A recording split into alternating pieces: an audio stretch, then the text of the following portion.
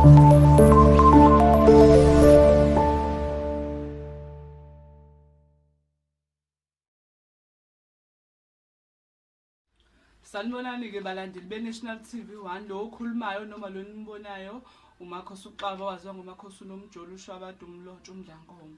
Kwekuthiwa umuntu-ke akaqedwa-ke balandeli. Ngizoqala ukuthi ngithanda ukuxolisa ngevidiyo le ngicabanga ukuthi uyu-part 3. Kukhona izinto engazange zizwakale nakho lokho sakubona lethu ukuthi ividiyo khona la okungazwakali khona.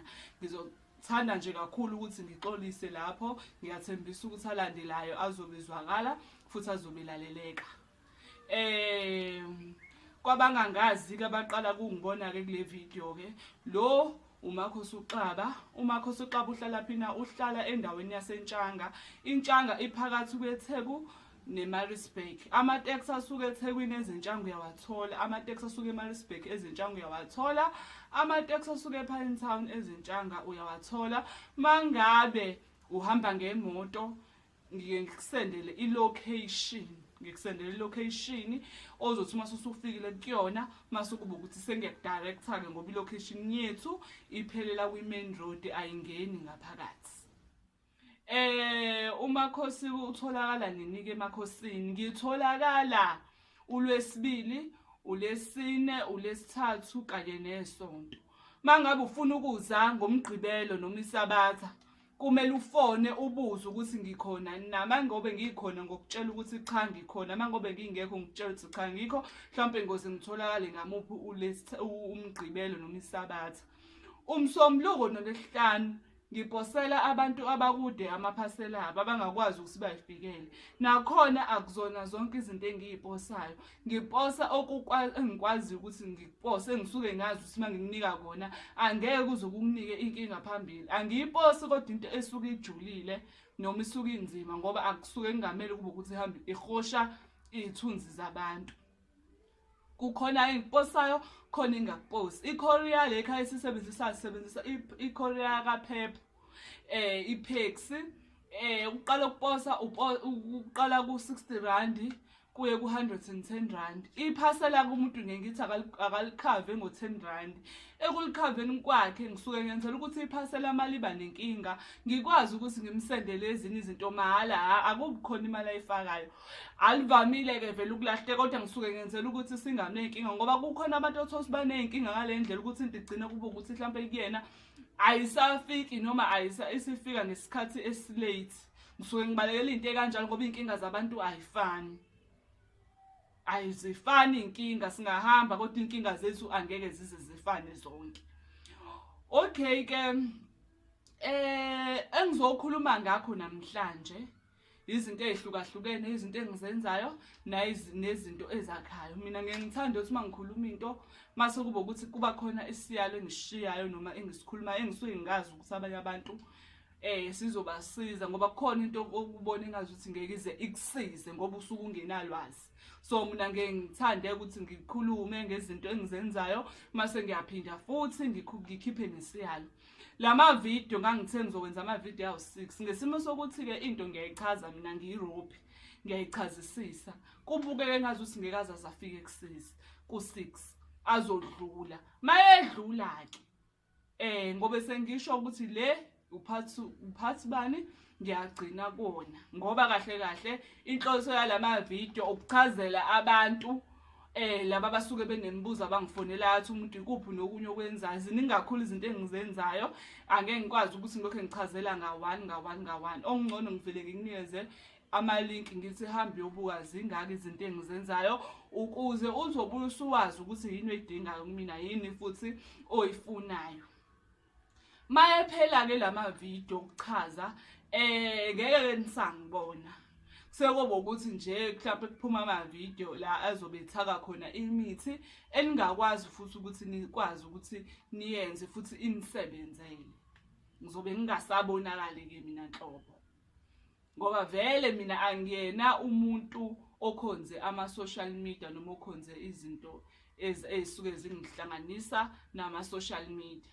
ngomuntu nje othanda ukuyinakela iy'ndaba zakhe ayinakelwe umsebenzi wakhe. So ingakho ngithi mase sephelile ama-video kuzobe ukuthi seniyangigcina, mhlampe senoze ningibone mhlampe sengizokhuluma ngento eyobe ibalulekile abantu abayobe bengayazi, kodwa ukuthaka kona kuzoqhubeka kube ukuthi siyayikhipha imithi engingaziyo ukuthi ngeke ize ininike inkinga enizokwazi ukuthi ukwenze futhi ubone umehluko. Injalo nje inhloso yalama video uma ngabe uyaqala ukuyibuka la le video le kuno part 1 part 3 part 2 mase kuba part 4, lo engikwenzayo upart 4. Sengithi nje angicacise ngoba khona uthola ukuthi uyaqala ukubuka le video lawa amanye akawazi. Okay ke balandeli beNational TV1, into engizokhuluma ngazo namhlanje izinto ezihlukene. Ngizocela ukuthi nje ngaphambi ukuthi singene ngizocela ukuthi ningilikeele ningisubscribele mase kube ukuthi ke ama-adverts avela ngicela ukuthi ningaweqi, ngicela ukuthi niwabuke. Ngiyayicelela nje kakhulu ngalokho. Ikuphi okunye futhi kade ngithi ngizokukhuluma noma ngikusho, hayi kuzobuye ekuhambeni kwendlela ngoba ziningi izinto. Namhlanje ngizokhuluma ngezinto ezihlukene. Ngizocela ukuthi ninganaki kakhulu mangithi othi ngibuka i-rough book yami, ziningi izinto engizenzayo. Ngisuke ngibalekela ukuthi ngingalokho ngenza into eyodwa lo lokho ngichaza into eyodwa, into mase ngidlulile kuyona ngidlulile kuyona, ukuze ngeke lokho ngiphinde ngichaze into eyodwa nize nisho sawo lo uhleze echaza into eyodwa. Kusuke ngenzela ukuthi ngichaze imithi ehlukahlukene engiyenzayo, mase kube ukuthi ngiyadlula kuyona, mase kube ukuthi ngiqhubeka neminye imithi ekumele kube ukuthi ngiyayichaza. Okay ke imithi engizoyichaza namhlanje ihlukahlukene ngokwegaba zayo. Engizoqala ngawo kunomuthi engazange ngiubale khathi ngikhuluma emadliseni engawukhohlwa, njengoba ngisho ziningi izinto ezingibeke ngikhohlwe mina. So kunedliso la ekhaya elitholakalayo eligcabela wena emzimbeni, ngeke ngize ngichaze ukuthi ugcabaphi nalaphi nalaphi, eliphila kuwena emzimbeni liyatholakala la ekhaya. Usuke uligcabela umuntu osuke ubambisene naye othandweni. So liyasiza ke lona, aliphumi inhlobo, alingeke lize liphume ngoba akuyona into omfaka yona, into osuke uhamba nayo wena egazini.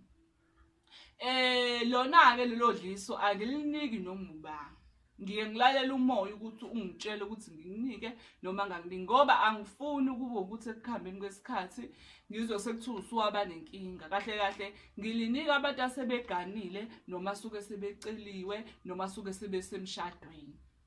Ngiyanginika ke mangazi ukuthi cha usemshadweni uganile noma uceli, kodwa uma ungaceliwe angeke ngize nginginike. Angifuni ukubeka impilo yakho engcupheni ngoba kunabantu abathi badlisa abantu ngoba befuna ukubayala, befuna ukuba ukuthi bezwe ngabo. Uthola ukuthi umuntu akasamthandi kodwa usefuna ukumzwisa ubuhlungu. Ngeke ngize ngiyikhiphe lentweni ekanjalo ngoba ngiyazi ukuthi liyingozi kangakanani. Uzothola umuntu oright wena mase ukuthi uyamshiya lo menze lento, kukwenzekeni ke emva kwalokho ngeke kuthiwa mhlawumbe uyalenga kuthiwa justice for ba.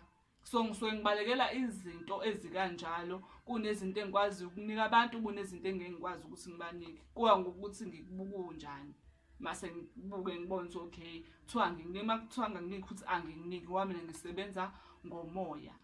Mangabe uyangifonela unenkinga noma kukhona uyalifuna idliso ngikubuze imibuzo, mase ube ukuthi uzongiphendula ngokuthi uzongiqambela amanga, angibe ngisakwazi ukukusiza ngoba lekha ngisiza ngeqiniso. Mawuza nje mina likhuluma iqiniso, ngikutshele futhi ukuthi nakho uzokuthola, nakho ngeke uzuze ukuthola.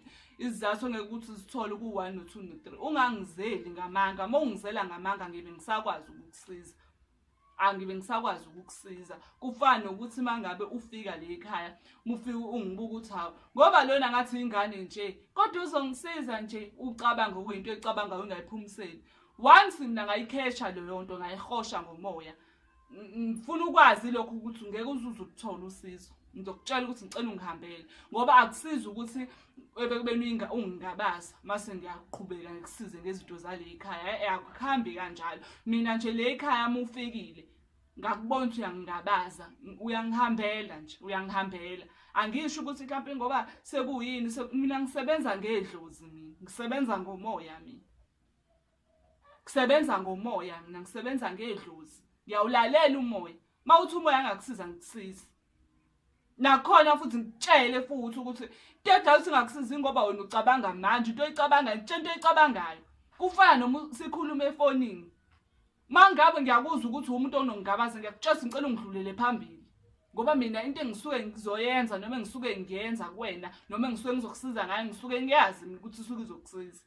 Ngiyakutshela nje ukuthi cela ungidlulele phambili. Mina ngiyakudonsa ngisho ngefoni, ingakho ngeke ngithi umuntu akamusuke ungibhalele ku WhatsApp. Umuntu ofuna ukukhuluma nami akangifonele ku WhatsApp, ubhala ngoba u-order.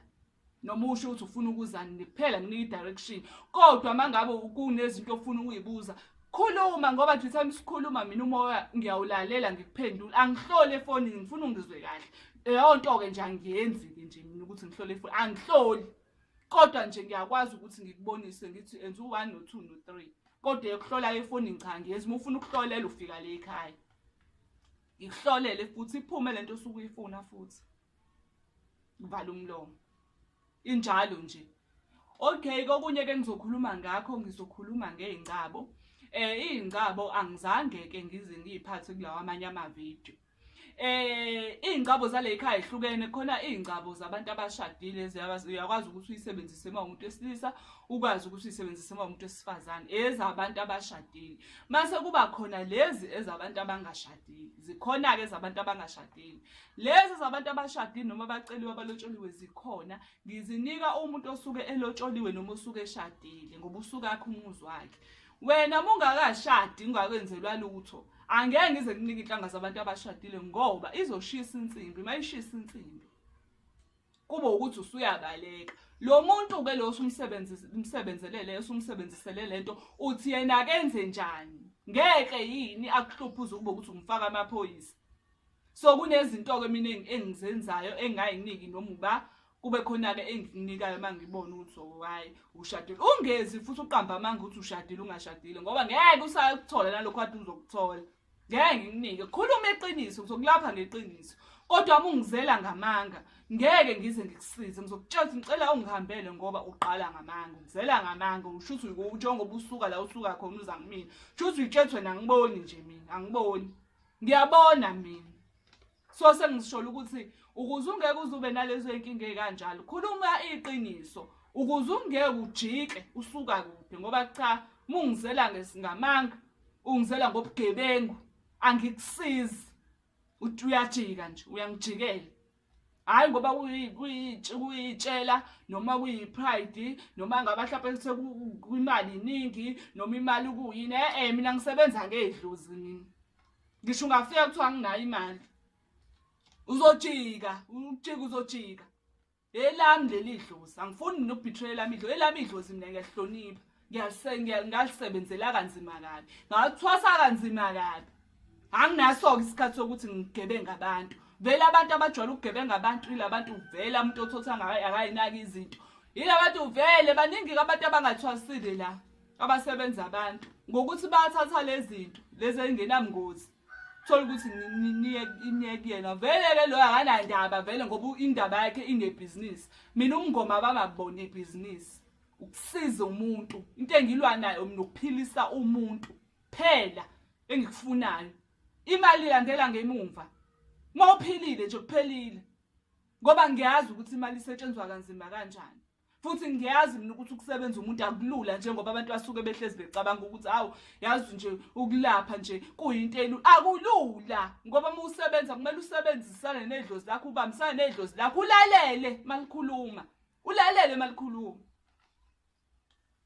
Injalo nje lento ayijiki. Uma ulapha ngeqiniso kwabaziyo, uma ulapha ngeqiniso lento engiyikhulumayo bazoyazi ukuthi iyiqiniso. Angisho ke abantu abadlala ngabantu mina abaskema abantu, ngikhuluma ngalabo. Khuluma ngabantu mina abathwasa mina. Abantu bathwasa bathwasisisa futhi kwangadlalwa. Bayazi ukuthi kunemithetho.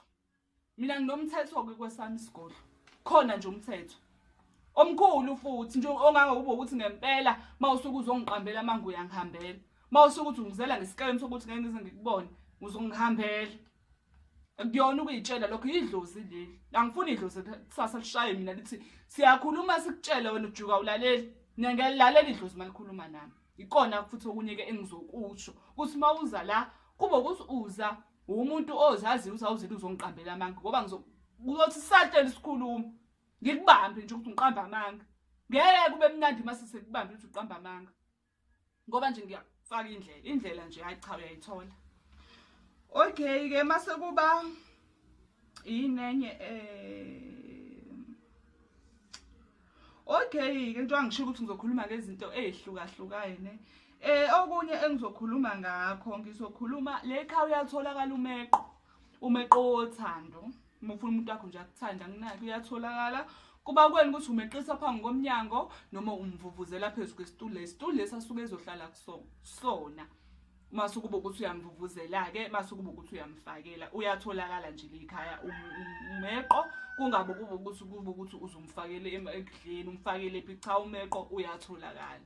Wona ke awukhethile ngunika noma uba ngoba ngiyazi ukuthi vele awunabo umngozi kangako. Mase kuba yini futhi enye ngizokhuluma ngayo. Kukhona itopic engifuna ukukhuluma ngayo kodwa manje futhi ngibuye ngibe nokuyingabaza kodwa ngizoyikhuluma ngayo ngoba manje vele mawufika la ekhaya ufika uyifice elistini ufice igcwele udonga. Ngizoyikhuluma nje ngayo kodwa ngizokhuluma ngayo kodwa. Okay ngizogcina ke kodwa yona ngayo. Mase ngikhuluma ngesiyalo ke ngizosidedela somngozi nje sokukweleta inyanga.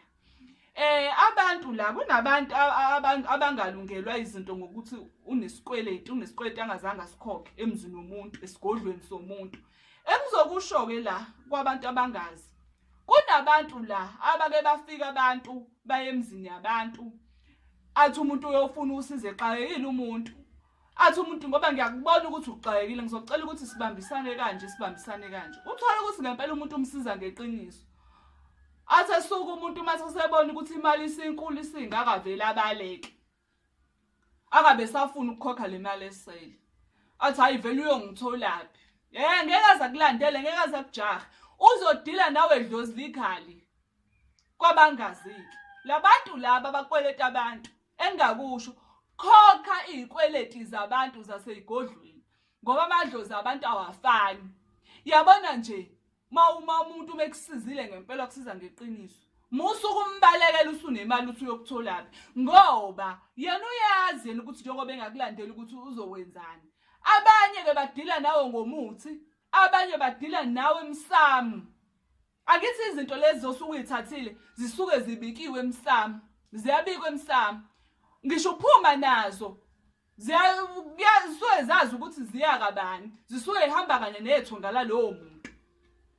Wena mase usisebenzile zakusebenzela mase uyabaleka mase ucathi ngiyakuthola ngeze akuthole not idlozi lakhe lizokuthola mase lidila nawe athi umuntu mina izinto ekade ngihamba izinto ayilungu. Okay kade uhamba izikweleti zabantu uyayikhokha yini ngoba ngisho umuntu ngathi ke izinto ka ayilungi kodwa imali yakhe umuntu umkhokhela ukuze ungeke ube nalenkinga yokuthi uphambili so singe into zakho nje ayisalungi. Kuba ukuthi ke usukuba nokuthi sekuyaphuma ukuthi wena kukhona umuntu owamkweleta.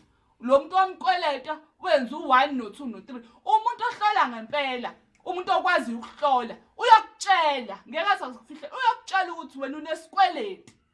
Ingakho into zakho ingalungi. Abantu abagweme ukukweleta izinyanga ngoba ethi umuntu uyongitholaphi vele, ngeke ngisayikhokha imali yakhe vele ngisengenzelanga. Idlozi lakhe lizodila nawe ngoba kunabantu abasebenzisa izinto thola ukuthi azibasebenzeli. Kanti edwa ukuthi singabasebenzeli ingoba kusanezinto ekusamele ukuthi baqale kuzona. Kuyikona ukuthi umuntu uzothini ujaha ngoba ejahe lento ayifunayo. Ngoba abantu abayahluleka ukulinda. Athi ucela leyo mithi uzokhokha mase simsebenzelile. Amnika umuntu leyo mithi. Uthola ukuthi angeke imsebenze ngoba vele ubekade etsheliwe kodwa aba nenkani. Abe nokuthi ngisazokhokhela nje into engasebenzanga. Lizokudila ke nedlozi la idlozi lalo muntu lizodila nawe. Izinto zakho ibhedemo ezinye izinto sibhediswa yilabantu esingabakhokheli. Inyembezi zabantu ayiweli phansi. Lokho nikwazi. Mangabe nje uyazazi ukuthi ukhona imakhosi omkoleta hamba umkhokhela. ngoba uzoba nenkinga. Mina-ke nje bandla Nkosi yami, abantu bayakwazi ukuthi bakushintshe. Mina Nkosi yami bengingeve ngibasiza abantu, umuntu uthothi uqayeke ngempela. Ngimbone umuntu ese-right. Uthi hawazi a-right bosibani bani. Hawu, pha imali yami yiwe ikhokha nini? Ngingasasho-ke abantu abakude-ke sengisho nje abantu basendaweni. Mina abantu basendaweni angibalaphi. Ngakuvala lokho. Uma wasendaweni angikulaphi. Ngoba manje ufika nezitori ngikusize. Mase ngikusizile mase kube ukuthi usuyabaleka. Ngikubone kodwa ukuthi u-right. Ngikubone ngoba into engiyaziyo mina isitori sami ngiyasazi. Hayi-ke mina ngidili kakhulu la ngidula nawe dlozi likhali iqhathe edlozini. Ngithi ngiyabona seyizinto amatafula sebheke phezulu. Ngisho ngithi hawu leyo mengathola inyanga nje uyomtshela ukuthi wena wakweleta wena kunesikwelete emuva. Into zakho hambi emuva uyoxolisa ufike ukhokha imali yakho. Akwazi ukuthi akukhulume nedlozi lakho lingakushayi. Mina-ke nje Nkosi yami ngiyakuqhatha edlozini. Ukuthi-ke leyo nto vele-ke angisayenzi. Ngoba vele bekuyinto bengiyenza mangabe vele uxakekile. Mangabe udinga ukuposela cha ubuyikhipha imali. Kodwa mawuthi uhluphekile. Bengikutshela ukuthi hayi fika nani imali onayo ngikusize. Usho futhi la uthi uyazazi hamba kahle izinto. Kuthi kusuke kube yinya ungaphindi ubuye. Hayi nginankinga ngilandele mina kulandeli. Zokuqhatha edlozini ekuyilona elanginika umsebenzi. Uthi izinto vele iphenduka kade ihamba kahle. Uthi ubuya ngikutshele futhi ukuthi ingoba ukhokhanga. Khipha le mali owayikoleta lekhaya kukhulumele nedlozi. Ikhipha leyo mali ngikhulume nedlozi izinto zakho zibe right. Maziba right usuthi ufuna usizo kumina ngibe ngisakusiza. Ngoba ngitshengisile ekuqaleni ukuthi vele wena uma wathola usizo uyabaleka. So abantu-ke abaningi abalaphayo bayayenza lento engikhuluma ngayo. Bayayenza. So ngakho-ke ngisho ukuthi mangabe ubuka le video uyazazi konke omkweletayo owawuthe uzomkhokhela. Hambisa imali yakhe. Yes, ngeke akuthole yena. Kodwa idlozi lakhe liyakwazi. Wafika phela wena endumbeni yakhe. Wakhipha imali wena endumbeni yakhe. Kwasho ukuthi ayiphelelanga. Hambi yokhokha. Ngoba ezinye izinto sishawa izinto ezincane esingakwazi ukuthi silungise. Amaphutha amancane akukhozele impilo yakhe ibe nzima ibe worse idlule lento kade iyona. Asifundise nje ukuthi izikweletu Nkosi yami into esingahlangani nazo. Especially uma ukweleta umuntu osebenza ngabantu abadala. Angeke ngize ngigxile kakhulu kwababolekana imali. Ngikhuluma mina ngomuntu osebenza ngabantu abadala. Ngeke uze umkhohlise idlozi lakhe. Ngeke uze ulikhohlise. Ungamkhohlisa yini kodwa idlozi lakhe ngeke ulikhohlisa lona isilima likwazi ukubona ngale la ungakwazi wena ukubona khona. Injalo nje. Ayijiki. Yilokho okunye bekade siyale bengithi ngifuna ukusidedela ukuthi ezinye izinto azimiswa yini zimiswa ukuthi thina sibuye sibaleke singafuni ukukhokhela abantu. Injalo nje. Engizokhuluma ngakho-ke okugcina ebekade ngithi ngiyanqena ukukhuluma kodwa ngizokukhuluma ngoba ngiyakwenza. Le khaya-ke ziyatholakala ichitho. Zikhona ichitho. Kukhona eseselesele eliphilayo, kube sikhona eseselesele elifile, kube khona esikubolisa ubuso, kube khona esathuvu. Zo4 ichitho enginazo mina lekhaya ngisebenza ngazo. Mase umuntu eyabuza ukuthi hawu usebenza kanjani ngechitho ngoba phela unabantu abadala unedlozi, idlozi liyakwazi ukuthi lifunte engcolayo uma ulapha abantu kumele kube ukuthi uyabalapha. Yebo kunjalo akuphikiwe kodwa kunento othola ukuthi ifunwa yidlozi wena osuke ungayinakile. Mina ichitho lekhaya bengingazenzi bengingenazi into ekuthiwa isichitho.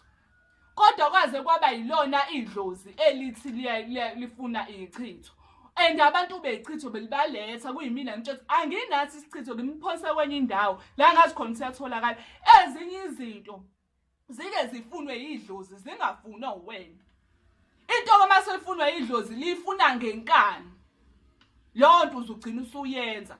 Ekwenzeni kwami ichitho angizange ngibe nenkinga ayikho into eyaxabana nedlozi ngoba yini into eyayifunwe yidlozi. Ilento engisho ukuthi ningahamba nibe babili. Amajeni yena awafani inhlobo. Idlozi lakasibanibani ngeke lasemzini womuntu ngeke lize kufane nedlozi lakini. Elakini lizoyivumela izinto. Khona elingeke lize liyivumela izinto. Kukhona elizoyifuna izinto, kube khona elingayifuni izinto. Into-ke mina engisebenzisayo lekhaya into esuke ifunwe yidlozi, angisebenzisi into engafunwanga yidlozi. Ngoba izichitho ngize ngaqala ukuzenza last year besingekho isichitho lekhaya ubujika. Sezikhona ngoba yini zafunwa yidlozi. Okunye ke lokho kumele sikunderstand ukuthi ayibo amadlozi abantu awafani. Wena usenze liphenduka idlozi yini azange sifunwe kuwena. Wena nje uthi hayi ake ngizenzele. Mina ngiyalalela idlozi malikhuluma. Ngiye ngenza into esuke ngitshelwe yona ukuthi angiyenze. Kuphele kanjalo. Eyichitho ke ziyatholakala nakhona futhi angisiningi noma uba ichitho mina. And ungangizeli ngokuthi uzongikhohlisa ngoba ngizokubamba. Ukubamba ke nje ngizokubamba. Mawufuna isichitho mina isichitho ngisinika abantu. Umuntu osuke oficiwe othola ukuthi vele sebemqalile la ngechitho usechithwa umuntu ofike ngamumva. Hayi uyasithola. Kodwa uma uzofuna isichitho lekhaya kuwena olokhuzanile osukela umuntu ngeke uzusithole. Kuwena umuntu umfice khona usufuna ukumkhipha. Angithi wavuma wena understand ukuthi khona. Manje umkhiphelani ke? Umkhiphelani? Ngeke uzusithole. Ngeke nje bakwethu uzusithole. Uzobhidliza izinto zabantu, uzobhidliza imizi yabantu. Hayi lokho ke nje ngeke uzusithole. Ungangizeli ngokuthi uzongiqambela amanga ngizokubamba ukhomba indlela. Khomba indlela ngoba sho ukuthi uzokutshela ukuthi angiboni. Ngiyabona mina, ukubona ngiyabona. Ngeke uzongikhohlisa. Khomba indlela nje angihluphi kakhulu. Kunezinto ke mina engiyikhipha ezinye angiyikhiphi. Depend idlozi ukuthi lisanginike yini. Yilokho okunye kumele nikwazi. Maseke kuba ukuthi ke bengitshe sizokhuluma ngechitho zokugcina sengiyakhumbula ukuthi kunekhombo engazange ngikhulume ngayo. Kunekhombo ke lekhaya mangabe umuntu odayisayo, umuntu onamabhizinisi, umuntu oneshop, umuntu nje oziphantela oyiphanda. Kunekhombo ke lekhaya oyisebenzisayo ukuthi abantu bafike bazothenga ibhizinisi lakho liqhubeke liye phambili. Iyatholakala leyo khombo lekhaya. Mangaba ukakami namandla ukuthi uthathe into enkulu, leyo khombo lekhaya iyatholakala. Lekhaya ke okunye okukhona okwebhizinisi noma okudonsela abantu. Sikhona isigubhu lekhaya ziyatholakala izigubhu. Hayi ke izigubhu lezi ezinotikolo she nomantindane. Ngifuna ningizwe kahle. Mina isigubhu esikhona la sihamselana nedlozi. Isigubhu esingafakiwe izinto ezingcolile. Isigubhu esingaqhathi nedlozi mosebenzisa. Isigubhu esifakwe imithi safakwa nezinto thizeni eziphilisayo. Akusona isigubhu ukuthi mawusebenzisa namhlanje kuyaba kuthatha usuvuka nemali engaka, kuyaba sasa sekufika icustomer lemali engaka. Isigubhu senhlanhla esikhona lekhaya engisisebenzisayo noma engisenzayo. Isigubhu senhlanhla kutholakala isigubhu senhlanhla kuphela lekhaya. Hayi esinye ke asikho. Ningadlali ke abantu nithi akuthiwa asikho isigubhu esingenabo ubungozi. Lesi ke engikhuluma ngaso mina esedlozi lami. Engasitshengiswa yidlozi lami kwesihambiselana nedlozi. Lesigubhu lesi akuthi kuphela isonto ukuthi usulele no 8,000 no 10,000. Hayi sona sihamba ngepace yaso ngoba akusona isigubhu sokuthwala, isigubhu esidonsela umsebenzi. Isigubhu esikulethela ama-customer esitolo mangabe unesitolo. Isigubhu senhlanhla lesengikhuluma ngaso, isigubhu osicelayo ukuthi ufuna sikwenzeleni. Awugcini ngicela ukuthi sicela sikwenzele umsebenzi abantu bangene. Uyakwazi na ukuthi ucele izinto ozifisayo empilweni noma zingeke zifike sometime ngoba akusona isigubhu esifakwe into ukuthi mawuthi uyenza manje kusasa sekunjalo. Akusona esinjalo. Lesi nje ukucela into izinto ezolokho ifika kancane ngoba asifakiwe omantindane, asifakwanga izinto ezinobungozi. Siyatholakala ke lekhaya. Asikhathi inhlobo nedlozi ngisho ngathi uhamba isonto lonke angeke ubuye sekuthiwa isigubhu sidiniwe, isigubhu sukuthi, isigubhu sesishaya abantu egcekeni, isigubhu sisenza imanga sisakwazi ngisho ukulala lekhaya. Asikho ke sinjalo enginaso mina enginaso esedlozi. njengoba ngisho ukuthi idlozi mina ngiyalilalela malikhuluma. Ingakho-ke ngikhipha nesicelo sokuthi abantu abalungise iy'mpilo zabo ukuze beyobona ukuthi kumnandi kanjani ukuphila impilo peaceful engena stress. Bangajahi ukolungisa iy'mpilo zabantu. Qala ngeyakho, akekho ozokulungisela. Uzozilungisela wena, ungayijwayeli ukuncika kubantu. Ungayivumeli lento yokuncika kubantu. Ncika ngawe. Iba ne-pride ngawe. Noma kuthiwa unalutho. Zimele. Funda ukuyimela. Isikhathi sisakhona. Ungazi uphaphama usuku ofoto uthi Nkosi yami kodwa ngangihlaleleni.